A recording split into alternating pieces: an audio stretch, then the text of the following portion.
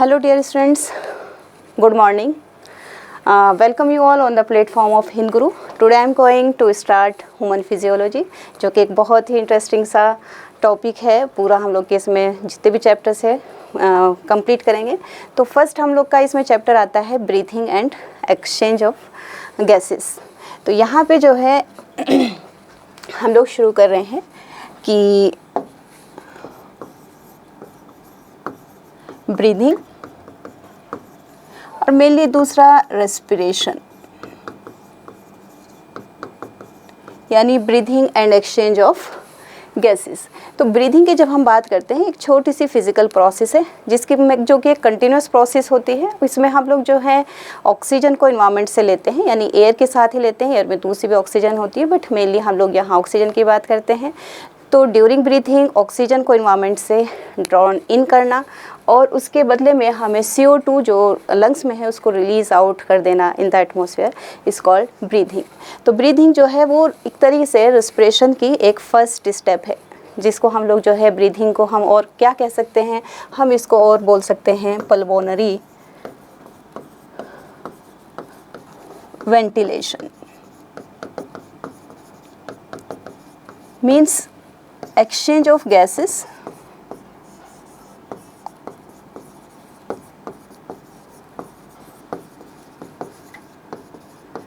with environment.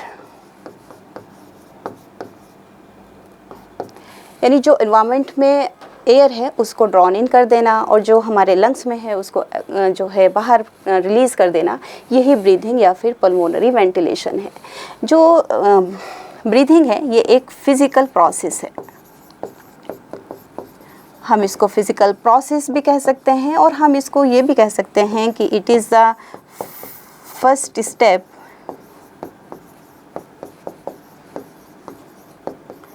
Of respiration. और breathing जो है एक ऐसी प्रोसेस है जिसमें हम जो है ऑक्सीजन ले रहे हैं यानी इनहेलेशन कर रहे हैं और CO2 को रिलीज़ कर रहे हैं तो एक्सहेलेशन करते हैं. That means breathing include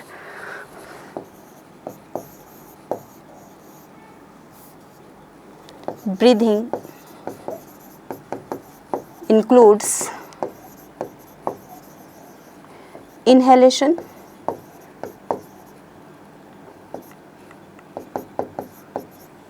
and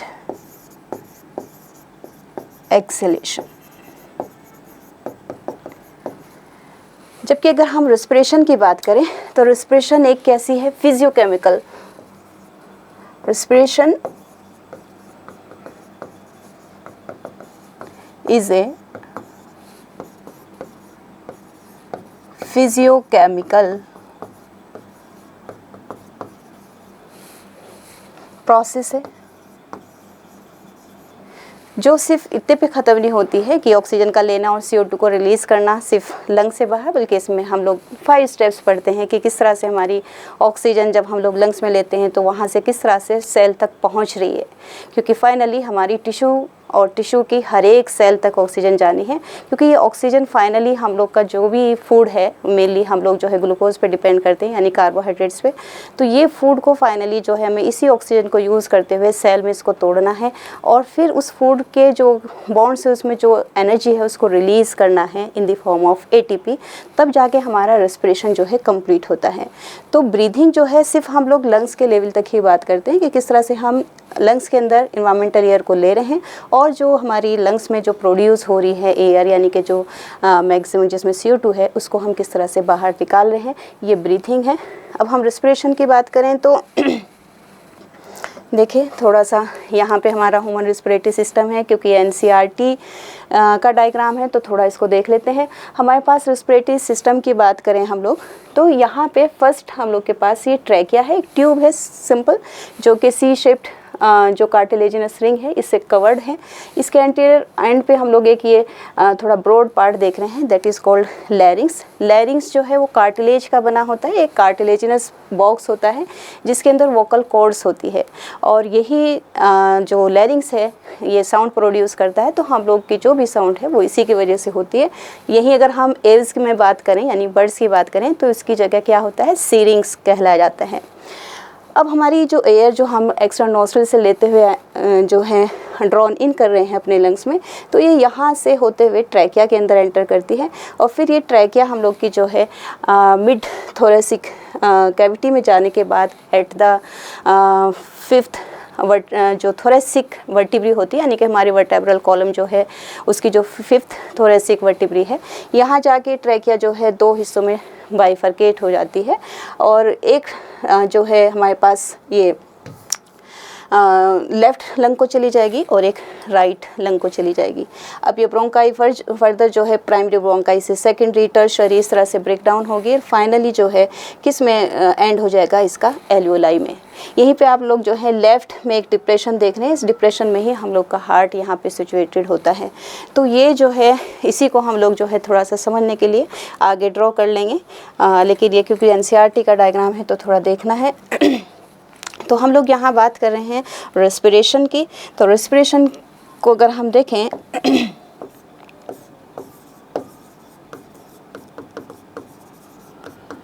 तो फर्स्ट स्टेप इसकी जो है हमारे पास जो भी हमने डिस्कस की है वो है ब्रीथिंग। तो ज़रा सा देखते हैं डायग्राम ड्रॉ करके।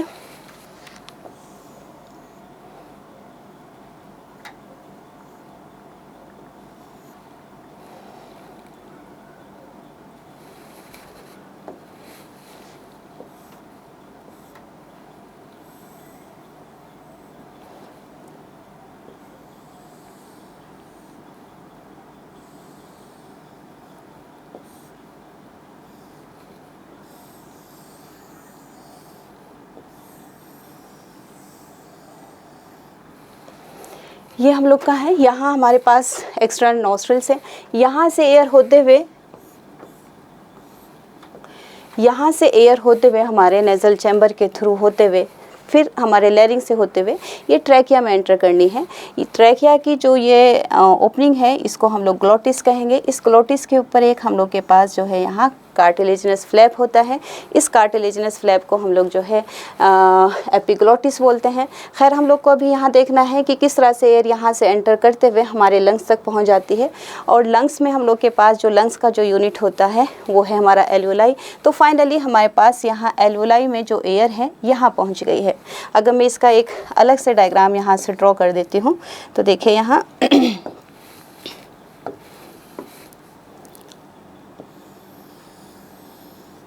ये एल्वियोलाई है, और इसके नीचे यहाँ पे होगी हम लोग के पास ब्लड सप्लाई। तो यानी कि ये क्या है, एक बहुत ही वेस्कुलराइज्ड स्ट्रक्चर होती है, बैग लाइक स्ट्रक्चर है। इसके चारों तरफ हमारे पास कैपिलरीज हैं। तो यहाँ पे हमारी ब्लड कैपिलरीज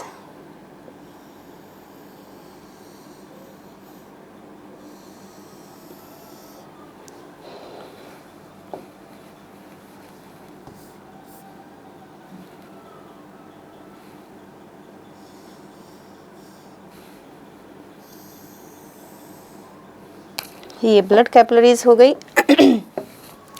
जो एयर है वो एयर यहाँ से हम लोग ने ड्रॉन इन की है, फाइनली ये होते हुए हमारे पास एल्वियोलाई में पहुँच गई है। दैट मीन्स यहाँ पे हमारे पास है ऑक्सीजन। ऑक्सीजन का पार्शियल प्रेशर यहाँ पे ज़्यादा है, जबकि यहाँ पे हमारे पास CO2 का पार्शियल प्रेशर ज़्यादा होगा, क्योंकि ये जो ब्लड यहाँ पे आया है ये हमारी बॉडी से कलेक्ट हो गया है। तो ये जो ब्लड है ये डीऑक्सीनेटेड ब्लड है। यहाँ पे जो है हमारी ऑक्सीजन हम लोग ने ड्रॉन इन की है। तो यहाँ पे एक्चुअल में क्या होगा, क्योंकि ऑक्सीजन की जो प्रेशर है वो यहाँ पे ज़्यादा है, तो ऑक्सीजन यहाँ से डिफ्यूज़ इन हो जाएगी, यानी कि ब्लड कैपिलरीज़ में आ जाएगी। और ब्लड कैपिलरीज़ में जो कार्बन डाइऑक्साइड है वो यहाँ से डिफ्यूज़ हो जाएगी higher concentration to low concentration into the alveoli. तो यानी कि फर्स्ट हमारी एयर जो है एक्सटर्नल नॉस्ट्रिल से होते हुए, फिर हमारे यहाँ लैरिंग से होते हुए, फिर trachea, primary bronchi, secondary, tertiary, terminal bronchi and bronchioles, और फिर इस तरह से करते हुए एल्वियोलाई में गई। एल्वियोलाई में ऑक्सीजन का प्रेशर ज़्यादा है, इसलिए ये क्या हो गई है, यहाँ क्या हो रहा है, डिफ्यूज़न हो रहा है, डिफ्यूज़न एट लंग्स लेवल। और इसी को हम लोग जो है क्या कहेंगे, इसी को कहेंगे एक्सटर्नल रेस्पिरेशन। जबकि जो हम लोग ने फर्स्ट जो स्टेप पढ़ी है, यानी यहाँ से किस तरह से एयर को हम ड्रॉन इन कर रहे हैं और यहाँ से किस तरह से हम जो है बाहर रिलीज़ कर रहे हैं, ये फर्स्ट स्टेप है। और ये जो फर्स्ट स्टेप है इसको हम लोग क्या कहेंगे, ब्रीथिंग कहेंगे। तो फर्स्ट ब्रीथिंग हो गया है। सेकंड पे हम लोग का एक्सटर्नल रेस्पिरेशन है, और एक्सटर्नल रेस्पिरेशन में हम क्या कर रहे हैं कि एल्वियोलाई से किस तरह से हमारी जो ऑक्सीजन है वो डिफ्यूज़ हो जा रही है ब्लड वेसल्स में, और किस तरह से ब्लड वेसल से हमारा जो CO2 है जो कि यहाँ पे हाई कंसंट्रेशन है, हाई प्रेशर है, यहाँ से एल्वियोलाई में जो है डिफ्यूज़ हो जा रही है। अब ये हमारे पास ब्लड है, यहाँ से हमारी ब्लड वेसल्स जो है, यानी कि अब ब्लड जो है वो ट्रांसपोर्ट करेगा हमारी गैसेस को। तो हमारे पास यहाँ पे क्या है, हमारे पास है यहाँ पे हार्ट। देखिए हार्ट हम लोग को पता है कि मैमल्स में जो है हार्ट 4 चैम्बर्ड होता है।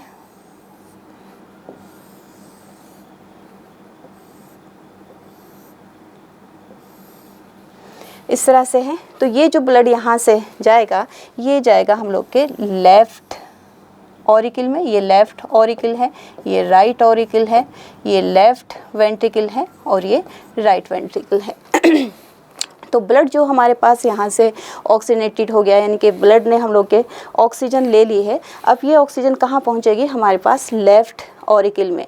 अब लेफ़्ट ऑरिकल जो है यहाँ पे प्रेशर ज़्यादा होने की वजह से और लेफ़्ट वेंट्रिकल में प्रेशर कम होने की वजह से यहाँ से ब्लड हमारा जाता है लेफ़्ट वेंट्रिकल से। और अब लेफ़्ट वेंट्रिकल से कहाँ जाएगा, ये टिश्यू को भेजा जाएगा। अब सपोज़ करिए यहाँ पे हम लोग की एक सेल है, या मैं दूसरा कलर ले लेती हूँ। ये टिश्यू है और यहाँ पे हम लोग के पास ये सेल की बात कर रहे हैं। तो यहाँ पे हम लोग का ये ब्लड आना है, फाइनली ट्रांसपोर्ट हो गए जिसमें ऑक्सीजन है। तो यहाँ लेफ़्ट वेंट्रिकल से ब्लड यहाँ आएगा, यहाँ मैं ऐसे बना देती हूँ फिर से, ये ब्लड वेसल से ये जो भी ब्लड आया है यहाँ लेफ़्ट ऑरिकल से, ये ब्लड कैसा होगा, अगेन ऑक्सीनेटेड ब्लड है। यहाँ से हमारे पास सेल के अंदर अब यहाँ फिर से क्या हो रहा है, डिफ्यूज़ हो रहा है, यानी कि यहाँ पे हमारा पार्शियल प्रेशर ऑक्सीजन का ज़्यादा होने की वजह से यहाँ से ये जो है अंदर डिफ्यूज़ हो जाएगा, यानी कि टिश्यू मतलब मैंने एक सेल करके दिखाई, यहाँ सेल के अंदर पहुँच जाती है। और सेल में क्या बन रहा है, CO2। तो CO2 इधर हाई कंसंट्रेशन होने की वजह से ब्लड में हमारे पास आ जाएगी, और ये आ जाएगी हमारे पास CO2 यहाँ पे आ जाएगी। तो ये हम लोग की जो है थर्ड स्टेप क्या हो जाएगी, फर्स्ट ब्रीथिंग है, सेकंड एक्सटर्नल रेस्पिरेशन है जिसमें हमारे पास एक्सचेंज ऑफ गैसेस हो रहा है between the air of alveoli और जो हम लोग के पास ब्लड में प्रेजेंट है। अब यहाँ से हमारा ब्लड क्या कर रहा है, ट्रांसपोर्ट कर रहा है। तो ये थर्ड स्टेप हो जाएगी, transport of gases by blood.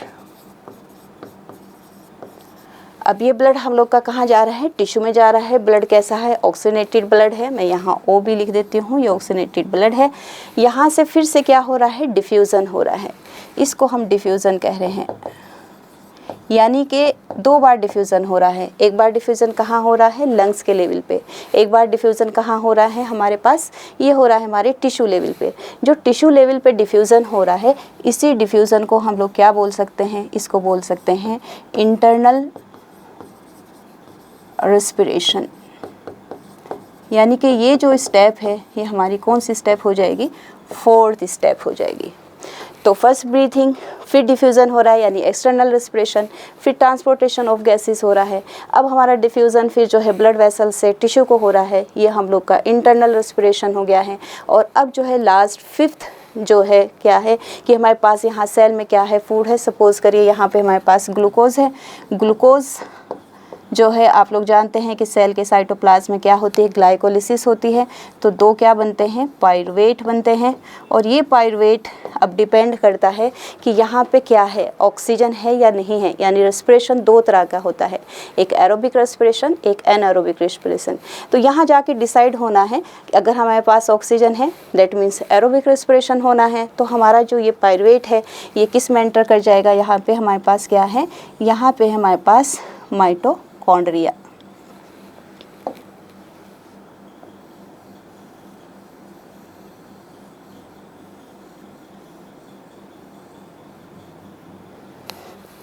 ये माइटोकॉन्ड्रिया है।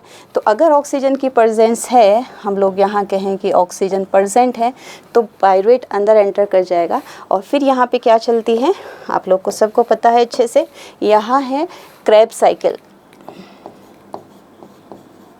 क्रेब्स साइकिल, और क्रेब्स साइकिल हो रही है तो इसमें बहुत सारा क्या रिलीज़ हो रहा है, CO2। यानी कि एक पाइरूवेट में 3 कार्बन है, तीनों के तीनों कार्बन जो हैं CO2 बन के रिलीज़ हो जा रहे हैं।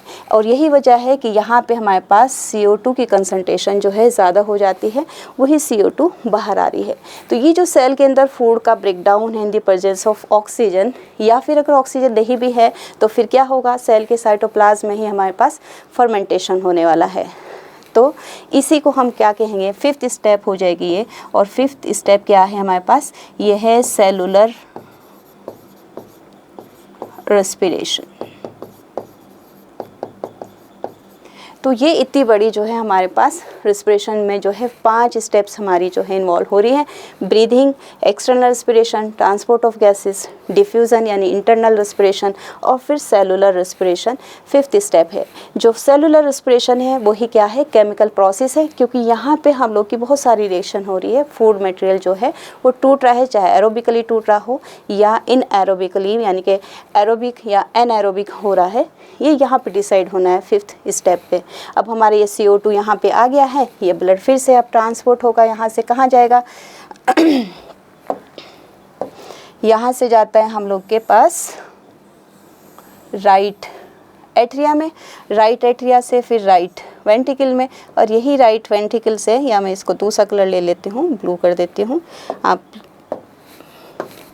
यहाँ से राइट वेंट्रिकल से ये होता हुआ ये इस तरह से यहाँ से फिर से लंग्स को चला जाएगा, ताकि वहाँ पे जाके CO2 को फिर से रिलीज़ कर दिया जाए थ्रू लंग्स, और वापस ऑक्सीजन को फिर से प्योर करके, यानी कि ऑक्सीनेटेड ब्लड।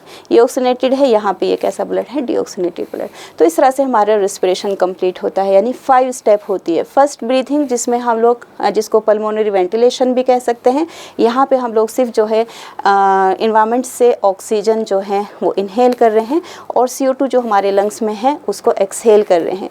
उसके बाद सेकंड जो है हम लोग का जो एल्वोलाई में एयर आ गई है उसको वहाँ से डिफ्यूज़ करके ब्लड में पहुँचाना, और ब्लड से CO2 को जो है एल्वोलाई में ले लेना, डिफ्यूज़न होना, इसको एक्सटर्नल जो है रेस्पिरेशन सेकेंड स्टेप हो गई।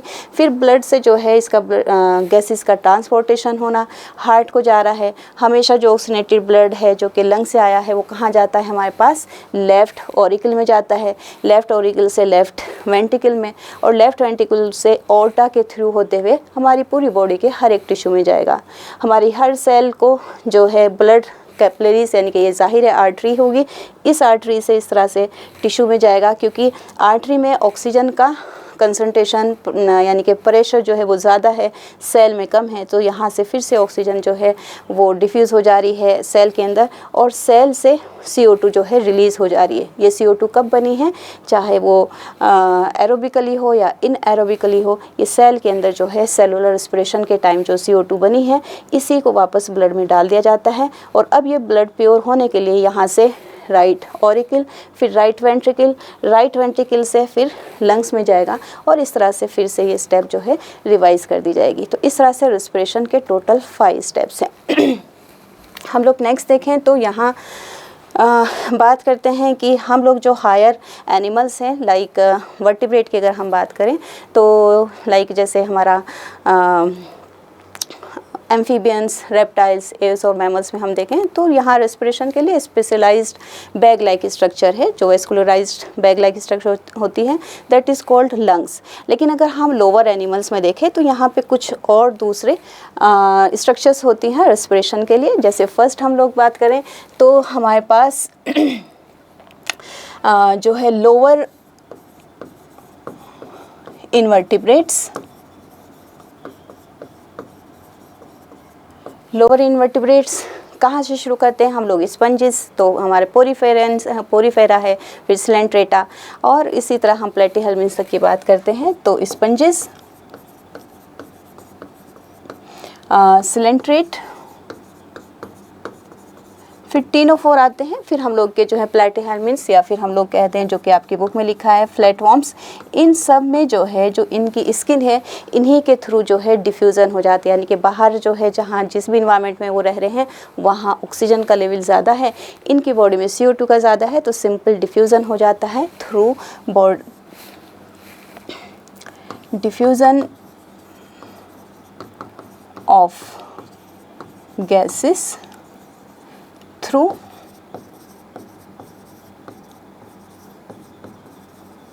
General body surface. तो ये तो बहुत ही ज़्यादा जो है हम लोग बात कर रहे हैं तो लोअर इनवर्टिब्रेट्स की बात है। लेकिन हम लोग अर्थ फॉर्म की बात करें या अर्थ फॉर्म के साथ हम लोग जो हैं फ्रॉग की भी, जबकि फ्रॉग जो है वो वर्टिब्रेट्स है, लेकिन जब वो अर्थवॉर्म एंड फ्रॉग्स में जो है ये डिफ्यूज़न कैसे हो रहा है? थ्रू स्किन हो रहा है, तो यानी कि रेस्पिरेशन थ्रू स्किन।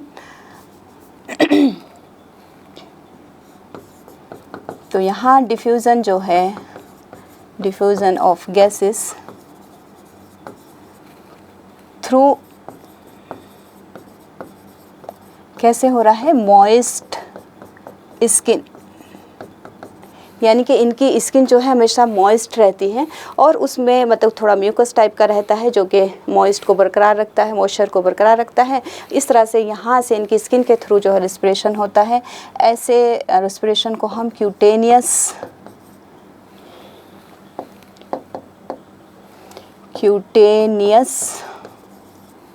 रेस्पिरेशन कहेंगे। तो ये थोड़ा सा और हायर हो जाता है, क्यूटेनियस रेस्पिरेशन। फिर हम लोग बात करते हैं हमारे इंसेक्ट की। तो अगर इंसेक्ट की बात करें तो यहाँ कुछ और स्पेशल स्ट्रक्चर होती है। इंसेक्ट के पास क्या है? ट्रैकियल ट्यूब्स हैं,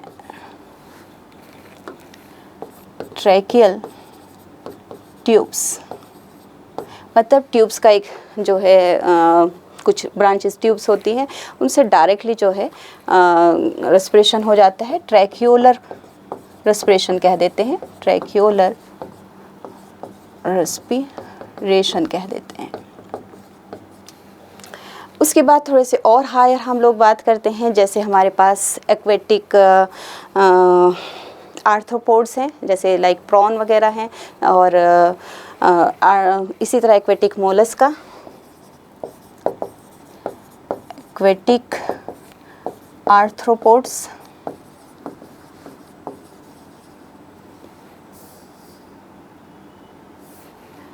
एक्वेटिक आर्थ्रोपोड्स एंड मोलस्का। इनकी बात करें तो यहाँ पे क्या है? वेस्कुलराइज्ड स्ट्रक्चर है, जिसको क्या बोलते हैं हम लोग? ये क्या होती है हमारे पास? ये है गिल्स। और जो गिल से रेस्पिरेशन होता है उसको क्या कह देते हैं हम लोग? Branchial respiration.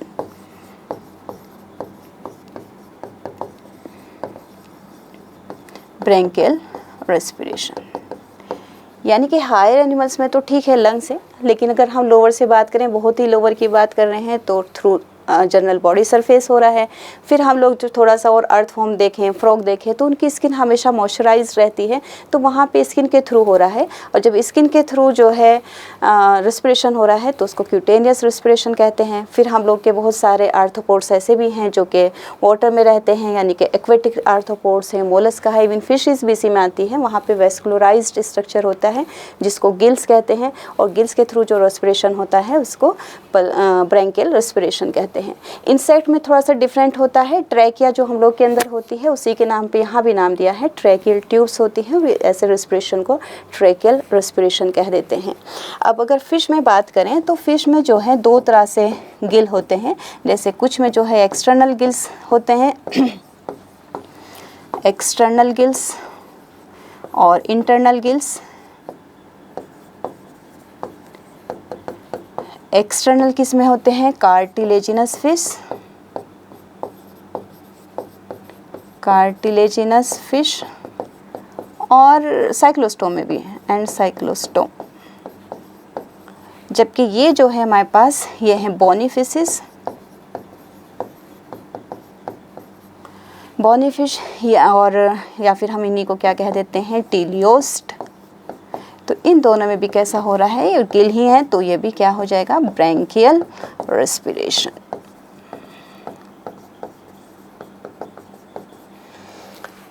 और फाइनली हायर एनिमल्स में, यानी कि जैसे हम लोग बात करें तो हमारे जो हैं amphibia, reptiles, Aves and mammals. तो ये तो आप लोग सब जानते भी, हम लोग ऑलरेडी बात भी कर चुके हैं। तो यहाँ पे क्या होता है? वेस्कुलराइज्ड बैग लाइक स्ट्रक्चर होती है, और इस वेस्कुलराइज्ड बैग लाइक स्ट्रक्चर को क्या कहेंगे? लंग्स कहेंगे। Vascularised bag like structure,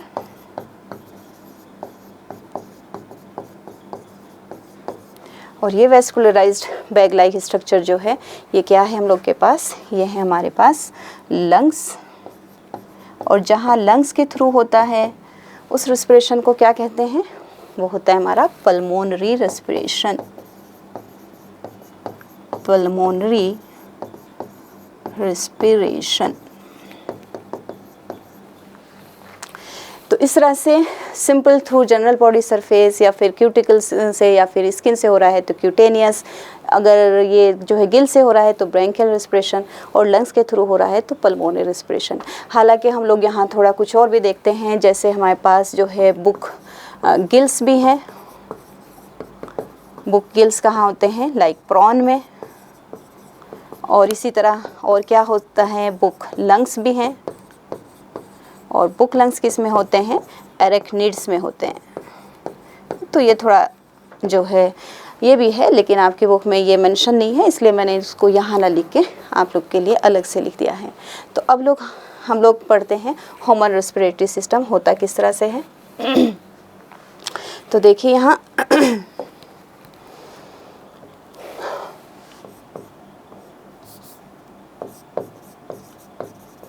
human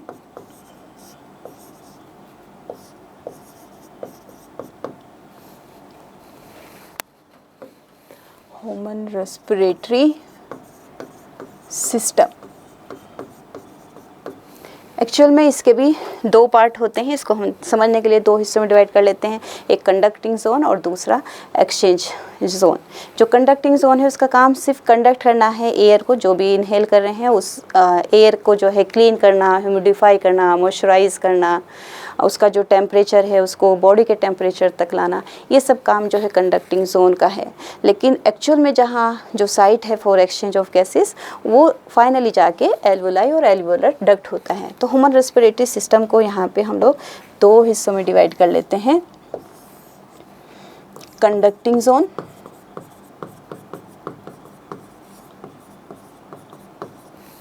और दूसरा है हम लोग के पास एक्सचेंज जोन।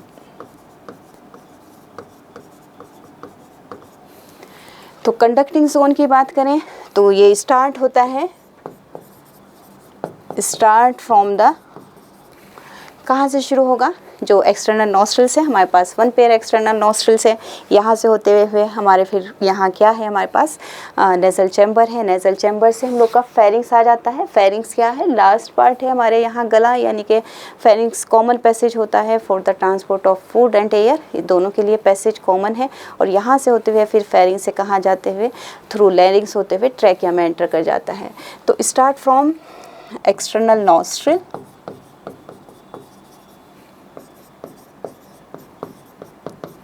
टू कहाँ तक होगा, terminal bronchi, terminal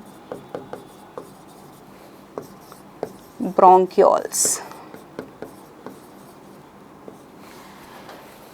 exchange zone की बात करें जो कि एक्चुअल साइट ऑफ क्या है, एक्सचेंज ऑफ गैसेस है, तो ये स्टार्ट होता है include alveolar duct and alveoli. हम इसको ये भी लिख सकते हैं कि क्या है, site for the exchange of gases. तो पूरा रूट लिखते हैं यहाँ पे। यहाँ शुरू होता है एक्सटर्नल नॉस्ट्रिल, दूसरा कलर ले लेते हैं,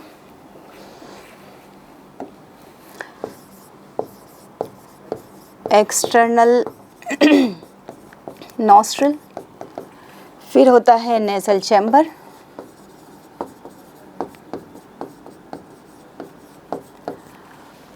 और एक्सटर्नल नॉस्ट्रिल से जब हम नेज़ल चैम्बर में जाते हैं तो वैसे तो एक्सटर्नल नॉस्ट्रिल में भी हेयर लाइक स्ट्रक्चर है, हेयर है जो कि डस्ट पार्टिकल या कोई भी फॉरेन पार्टिकल है उसको फिल्टर करने के काम आएगा। बट एक्चुअल है हमारा जो है नेज़ल चैम्बर। नेज़ल चैम्बर को हम लोग और क्या बोल सकते हैं, एयर कंडीशनर।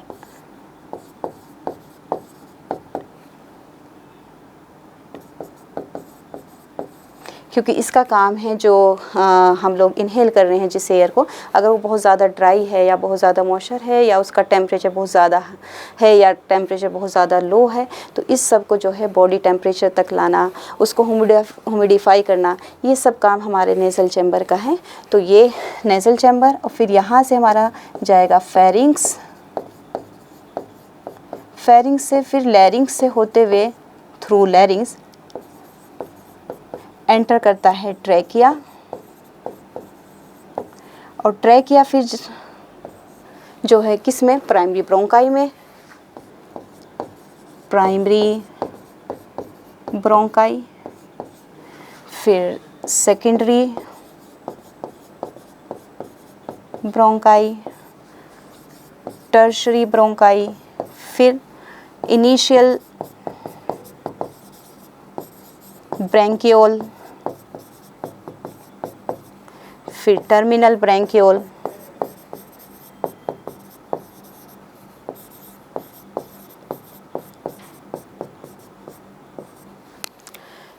देखिए एक्सटर्नल नॉस्ट्रिल से फिर नेज़ल चैम्बर, नेज़ल चैम्बर से फेरिंग्स, फेरिंग्स से लैरिंग्स, लैरिंग्स से ट्रैकिया, ट्रैकिया से होते हुए फिर हम लोग का primary bronchi, secondary bronchi, tertiary bronchi, then initial bronchiole, then terminal bronchiole.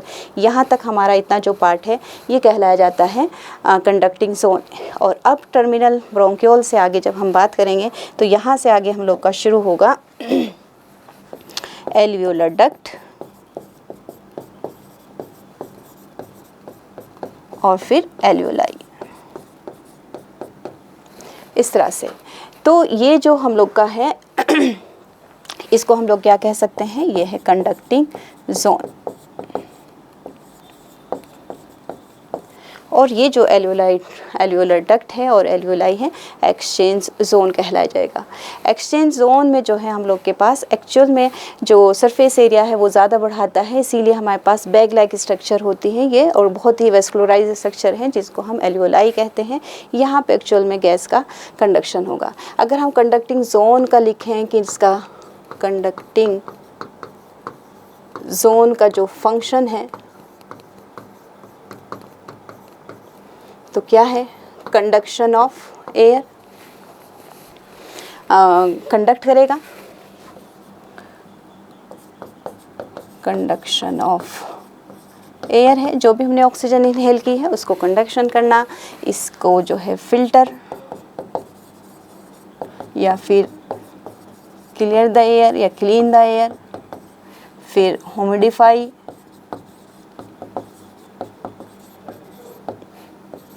Adding moisture, तो यही हो जाएगा, और टेम्परेचर को मेंटेन करता है।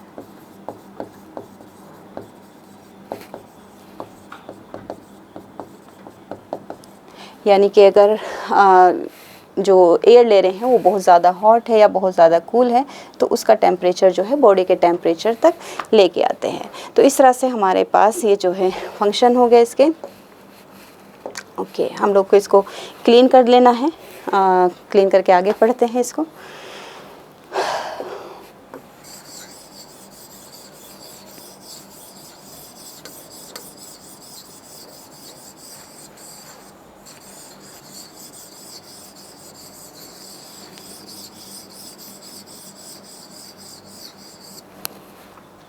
तो देखिए यहाँ ड्रॉ करते हैं हम लोग किस तरह से हम लोग का डिटेल में ये सब चीज़ें हैं। तो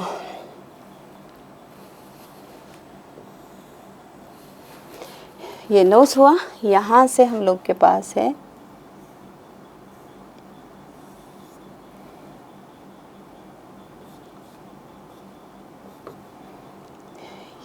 ये पैलेट होगा, जो पीछे की तरफ थोड़ा सा ऐसे जो है हैंग हो जाता है, जिसको हम यूवुला बोलते हैं। ये यूवुला जो है ये बकल कैविटी, और यहाँ से हमारी ट्रैकिया, ट्रैकिया जो है बाइफरकेट हो जाएगी इस तरह से, और ये हो जाएंगे हमारे लंग्स जो कि ट्रायंगुलर होते हैं इस तरह से। ये जो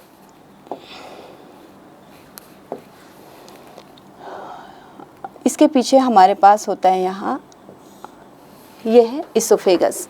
इसोफेगस की ओपनिंग को गुलट कहते हैं, जबकि ट्रैकिया की जो ओपनिंग होती है यानी इसकी ओपनिंग को हम यहाँ कह रहे हैं गुलट, जबकि ये क्या है, इसोफेगस है। ये जो ओपनिंग है हमारे पास ये है ट्रैकिया की ओपनिंग है, ट्रैकिया की ओपनिंग को क्या कहेंगे, ग्लोटिस। तो ये ग्लोटिस है, यहाँ लिख देती हूँ।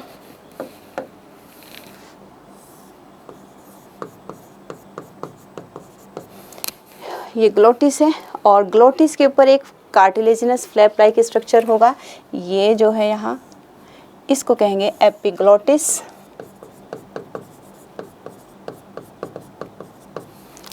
एपिग्लोटिस जो है वो प्रिवेंट करता है फूड पार्टिकल्स को to enter into the larynx, क्योंकि जो फर्स्ट पार्ट है वो यहाँ पे क्या है, लैरिंग्स है।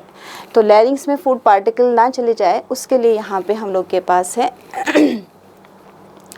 ये फ्लैप लाइक स्ट्रक्चर। अब जो है हमारे पास ट्रैकिया है, ट्रैकिया के ऊपर और हमारी ब्रोंकाई के ऊपर यहाँ पे सब जगह क्या है हमारे पास, कार्टिलेजिनस रिंग लाइक स्ट्रक्चर। अच्छा,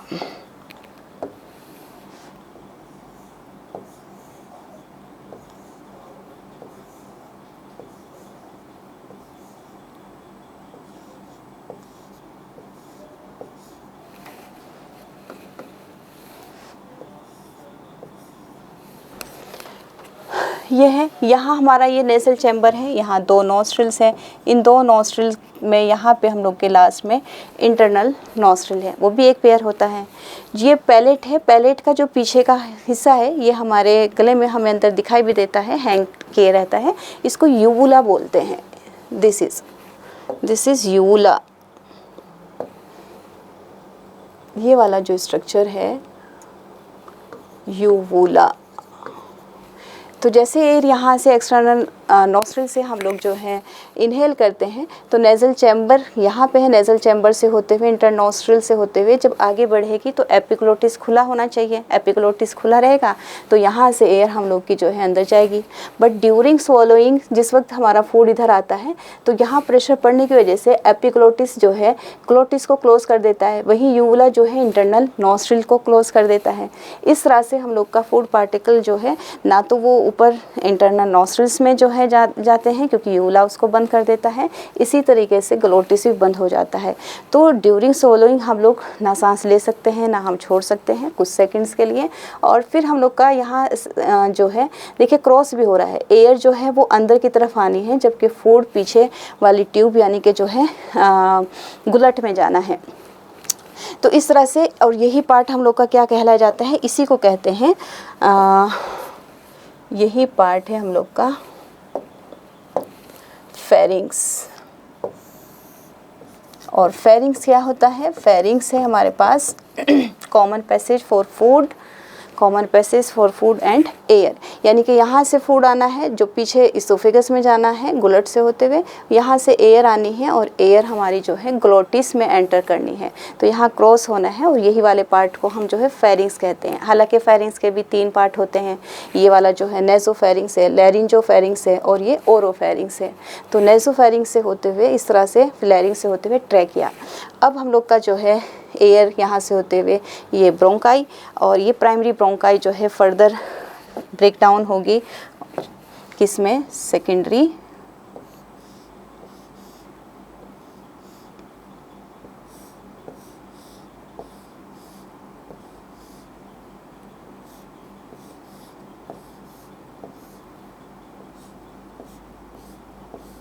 इस तरह से जो है ये फर्दर इसकी ब्रांचेस होती हैं और ये फिर फाइनली एंड हो जाती है किस में जाके, एल्वियोलाई।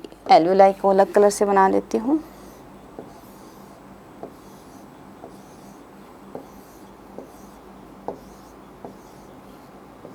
इसी तरह दूसरे लंग्स में भी होगी। तो यहाँ हमारे पास ये जो है ट्रैकिया, फिर ट्रैकिया के बाद ये ट्रैकिया है, प्राइमरी ब्रोंकाई, फिर जो है हम लोग की ये सेकेंडरी आ जाएगी, टर्शरी आ जाएगी और फिर टर्मिनल।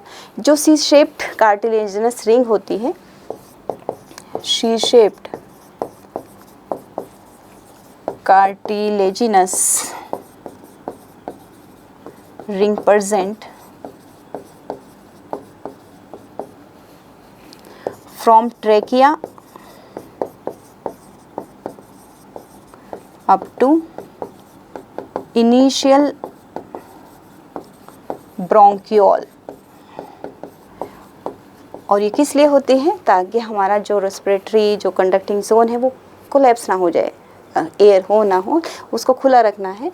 तो ये है, और ये सी शेप ही इसलिए होती है क्योंकि जब फूड जो है पीछे की ट्यूब यानी इसोफेगस से होता हुआ जाता है तो फूड का जब प्रेजेंस होता है हमारे इसोफेगस में उसको थोड़ा एक्सपेंड होना होता है। तो इसीलिए जो है पीछे की तरफ हमारी ये कार्टिलेजिनस रिंग नहीं होती, सिर्फ आगे की तरफ होती है ताकि वो थोड़ा जो है एक्सपेंड होने का उसको जगह मिल जाए ट्रेकिया को थोड़ा प्रेशराइज करके।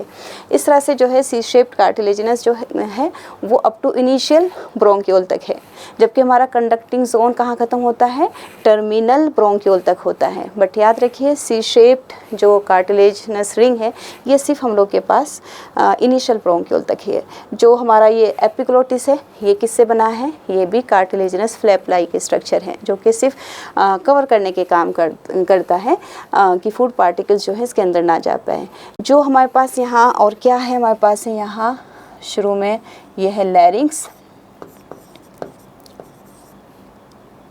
और लैरिंग्स भी जो है कार्टिलेजिनस बॉक्स होता है जिसके अंदर वोकल कॉर्ड्स होती है, इसको हम साउंड बॉक्स भी कहते हैं। तो इस तरह से हम लोग का ये जो है रेस्पिरेटरी सिस्टम काम करता है। अभी हम बात करें लंग्स की।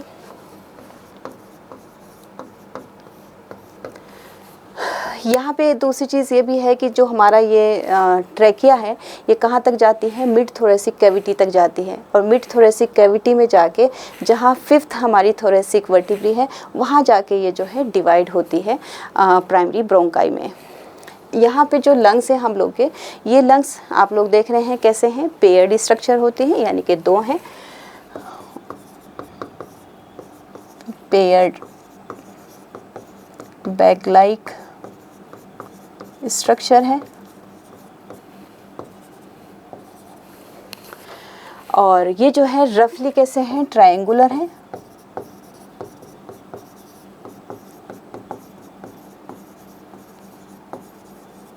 रफली ट्रायंगुलर स्ट्रक्चर होती है। और कैसे होते हैं, नॉन मस्कुलर होते हैं, नॉन मस्कुलर। और कवर्ड रहते हैं एक बैग जिसको हम प्लूरा मेम्ब्रेन कहते हैं, कवर्ड बाय प्लूरल मेम्ब्रेन। ये bag like covered by plural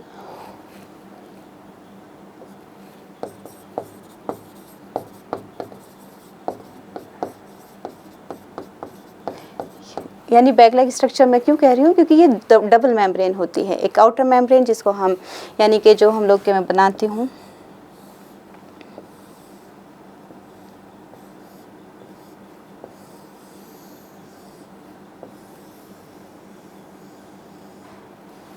ये है, इसके ऊपर हम लोग के पास है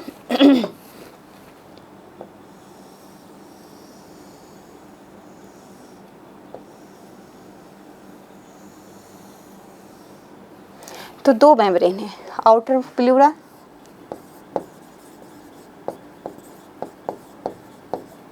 और ये इनर प्लूरा।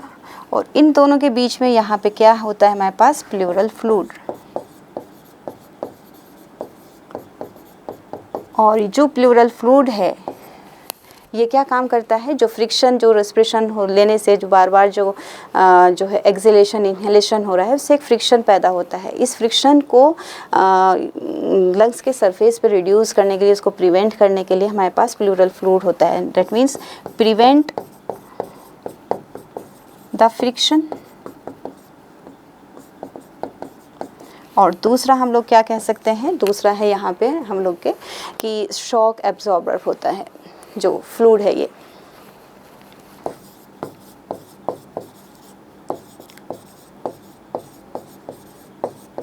Shock absorber. जो ये आउटर प्लूरा है इसको हम प्राइटल मेम्ब्रेन भी कह देते हैं, और जो इनर प्लूरा है इसको जो है विसरल मेम्ब्रेन कह देते हैं। जो आउटर प्लूरा है ये डायरेक्ट कांटेक्ट में रहता है to the inner lining of the thoracic cavity या थोरेसिक केज, और जो इनर प्लूरा है वो डायरेक्ट कांटेक्ट में रहते हैं टू द लंग्स।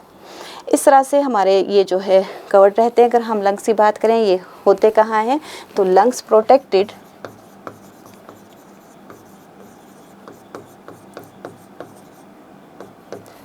कहाँ होते हैं, लंग्स प्रोटेक्टेड रहते हैं within the rib cage,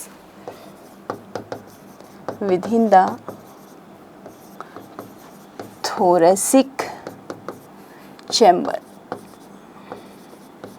जो क्या होता है, एक एयर टाइट चैम्बर होता है।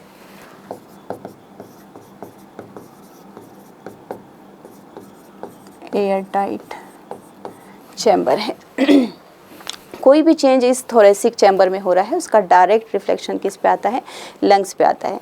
यानी थोरेसिक कैविटी अगर जो है अंदर की तरफ आ रही है तो हमारे लंग्स की वॉल्यूम क्या हो जाती है, कम हो जाती है, प्रेशर ज़्यादा हो जाता है और हम लोग एक्सहेल कर देते हैं।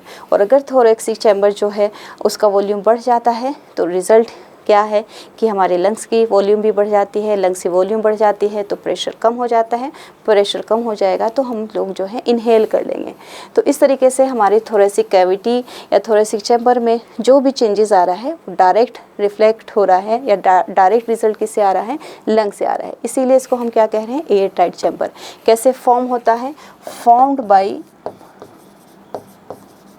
डोर्सली बाई वर्टेब्रल कॉलम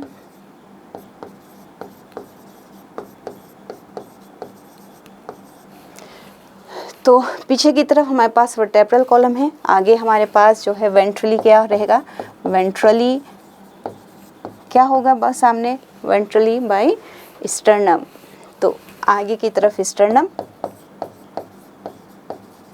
और साइड में हमारे लेटरली बाय रिब्स होंगी, जाहिर है laterally bye ribs.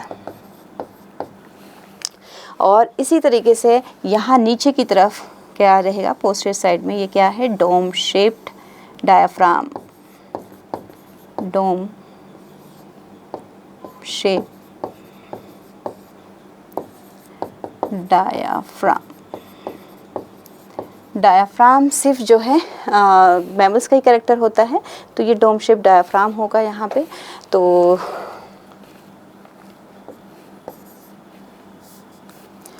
And posteriorly by diaphragm।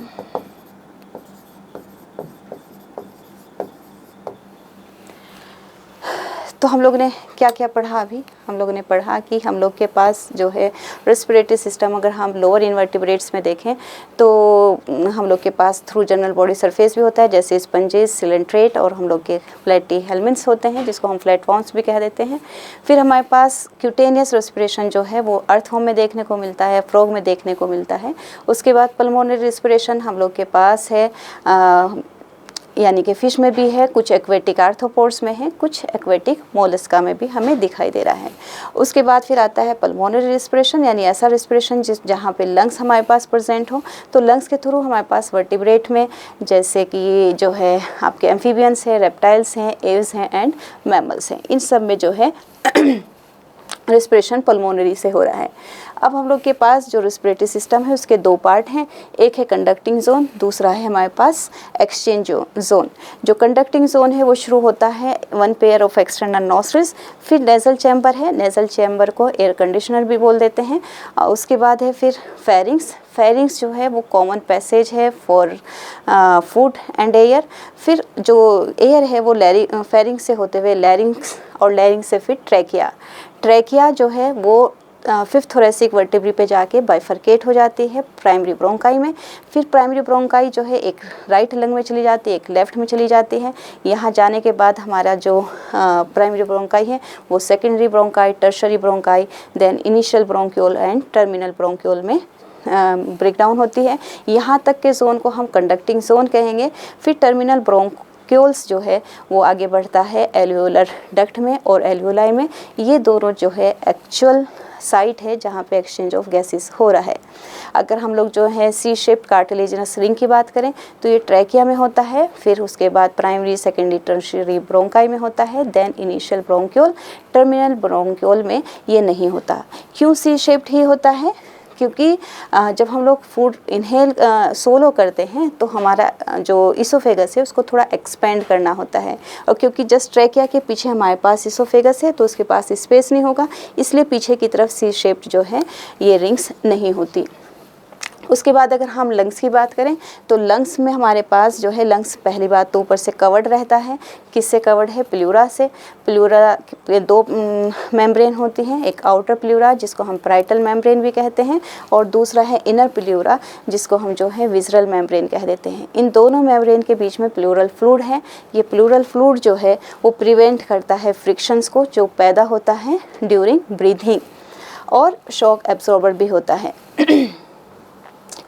उसके बाद अगर हम लंग्स में थोड़ा सा और देखें तो हमारा जो ये लेफ़्ट लंग होता है वो थोड़ा ब्रॉड और शॉर्ट होता है, और इसमें जो है 3 पार्ट होते हैं, यानी कि ये अंदर इंटरनली जो है डिवाइड रहता है बाय हॉरिजॉन्टल फिजर से, और एक जो है मैंने यहाँ आपको दिखाया नहीं है, थोड़ा सा बता देती हूँ।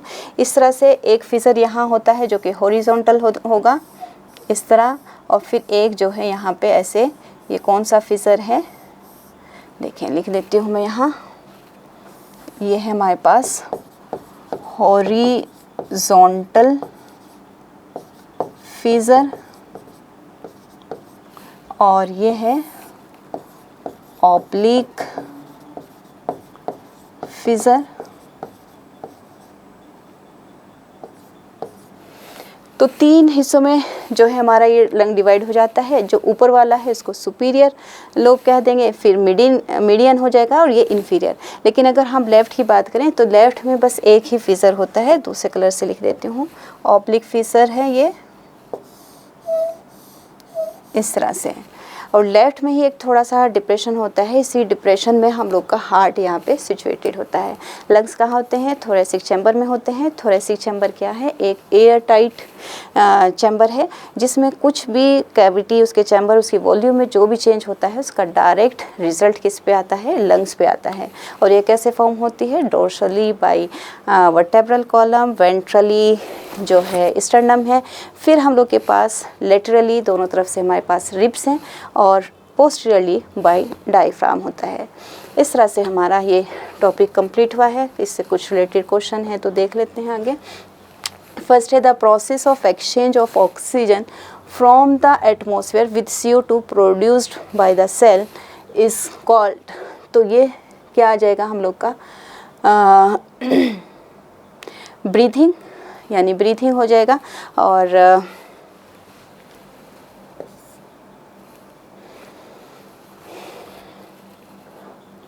Second, mechanism of breathing vary among different groups of animals depending mainly on their, यानी कि हम लोग ने भी देखा है कि लोअर इनवर्टिब्रेट्स जो हैं बहुत लोअर हैं, उनका हैबिटेट डिफरेंट है, उनका जो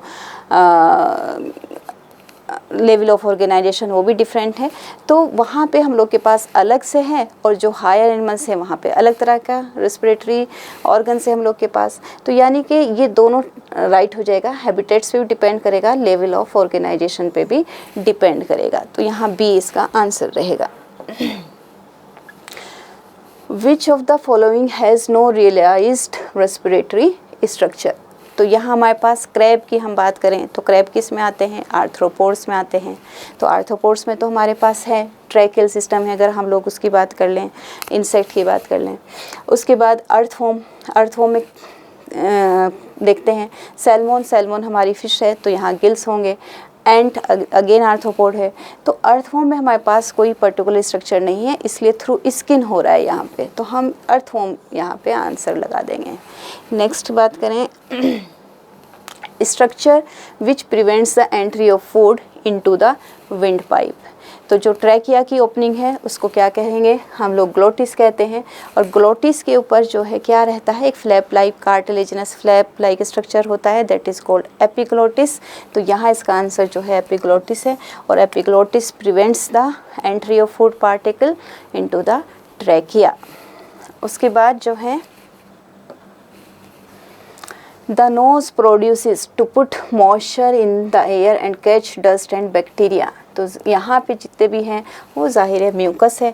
म्यूकस जो है वो मॉइस्चर भी प्रोवाइड करता है और कोई भी ऐसे फॉरेन पार्टिकल हुआ तो उसको जो है कैच भी कर लेता है। Which of the following functions by filtering and keeping the mucus and dirt away from our lungs? कौन सी चीज़ है? सीलिया है, ब्रोंक्यूल्स है, हेयर्स इन द लंग्स है, या फिर नन ऑफ दीज है। तो हेयर्स तो लंग्स में नहीं होते हैं।